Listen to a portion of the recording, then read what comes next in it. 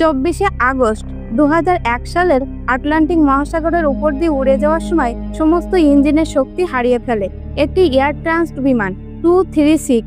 এই বিমানটি ছিল কানাডার টরন্টো থেকে পর্তুগালের লিসবনের উদ্দেশ্যে যাত্রা করা একটি ট্রান্স আটলান্টিক ফ্লাইট। বিমানটি ছিল একটি এয়ারবাস A330। বিমানটি 2 বছরের পুরনো ছিল। এই বিমানে 293 জন যাত্রী ছিল। এই ফ্লাইটে বেশিরভাগ যাত্রী ছিলেন ইউরোপ ভ্রমণকারী, কানাডিয়ান অথবা পর্তুগালের পরিবারের সাথে দেখা করে ফিরে আসা পর্তুগিজ প্রবাসী, আর 13 জন পুরো সদস্য। সবার প্রত্যাশা ছিল একটি নিরাপদ ভ্রমণের।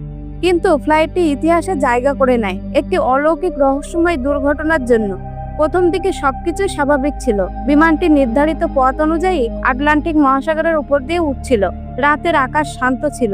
যাত্রীরা কেউ ঘুমাচ্ছিলেন, কেউ বা সিনেমা দেখছিলেন। ককপিটে ছিলেন ক্যাপ্টেন রবার্ট পিস ও সহচালক ডিক ডি জান্ট।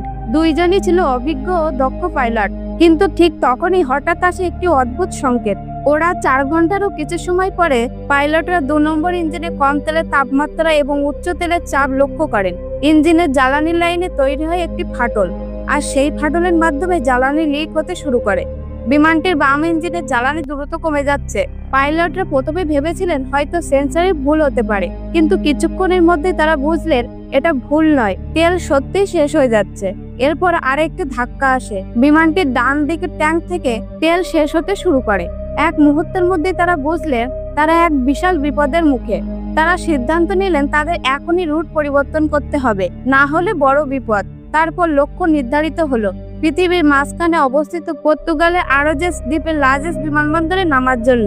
কিন্তু সমস্যা আরো গভীর হয়ে দাঁড়ায় যখন একে একে 2টি ইঞ্জিনই বন্ধ হয়ে যায়। পুরো বিমানটি তখন গ্লাইড মোডে, কোনো ইঞ্জিন নেই, কোনো শক্তি নেই। তবুও তাদের প্রায় 75.4 কিলোমিটার অতিক্রম করতে হবে। তখন বিমানটি শুধুমাত্র গ্লাইড অর্থাৎ পিচ্ছিলভাবে চলে বা শুধু ভেসে ভেসে চলে। 11 মিনিট ধরে পুরো বিমানটি নিঃশব্দে ভেসে চলছিল। ককপিটে কেবল একটা ছোট র্যামিয়ার টারবাইন বিদ্যুৎ দিচ্ছে কিছু জরুরি যন্ত্রে, আর 1 নম্বর ইঞ্জিনে আগুন ধরে যায়, আর যার ফলে বিমানটিকে বাকি দূরত্ব অতিক্রম করতে হয়। ইঞ্জিন শক্তি ছাড়া বিমানটি তার বৈদ্যুতিক শক্তির প্রাথমিক উৎস হারিয়ে ফেলে। চারিদিকে অন্ধকার, অ্যালার্ম বেজে চলেছে, কেবিনে আলো নিভে গেছে, কিন্তু তখনও পাইলটেরা ছিলেন ঠান্ডা মাথায়। তাদের একমাত্র লক্ষ্য ছিল বিমানটি নামানো আর এই সমস্ত মানুষের প্রাণ বাঁচানো। লার্জেস্ট এয়ারবেস তখন চোখে দেখা যায়। সামরিক বিমান পরিবহন নিয়ন্ত্রণ করা তাদের রাডার সিস্টেমের সাহায্যে বিমানটিকে বিমানবন্দরে নিয়ে যান। তারা বিমানটিকে নামিয়েছিল খুব ছোট রানওয়েতে। বিমানটি নামানোর সময় বিমানের টায়ার ফেটে যায়, ব্রেকের সিস্টেম ব্যর্থ হয়ে যায়, কিন্তু শেষমেশ তারা বিমান নামাতে সক্ষম হন। বিমানটি খালি করার সময় 14 জন যাত্রী এবং 2 জন ক্রু সদস্য সামান্য আহত হন এবং 2 জন যাত্রী গুরুতর আহত হন। বিস্ময়করভাবে 306 জন যাত্রী ও ক্রু সবাই বেঁচে যান, কারো প্রাণহানি হয়নি। এটাই ফ্লাইট 236 এর অলৌকিক গল্প। পরবর্তীতে তদন্তে দেখা যায় একটি ছোট যান্ত্রিক সমস্যা যা মেরামতের সময় ভুলভাবে স্থাপন করা হয়েছিল। তার ফলে ফুয়েল বা জ্বালানির লাইন লিক হয়েছিল। একটি ছোট ভুল, আর সেটা হতে পারত 300 জনের প্রাণের করুণ পরিণতি। কিন্তু পাইলটদের দক্ষতা, ধৈর্য আর সাহসের জন্য এতজন জীবন বেঁচে ফিরেছিল, আর তারই জন্য আজকের এই গল্পের রূপ দেয়।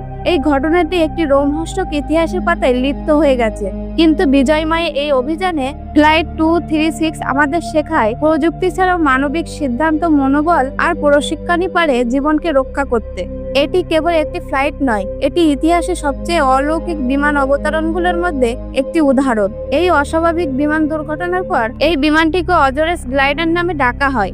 এই ধরনের বাস্তব ও অবিশ্বাস্য ঐতিহাসিক কাহিনী পেতে আমাদের চ্যানেলটিকে সাবস্ক্রাইব করুন, আর ভিডিওটি ভালো লাগলে লাইক দিন, আর আপনার মতামত জানাতে পারেন কমেন্ট বক্সে।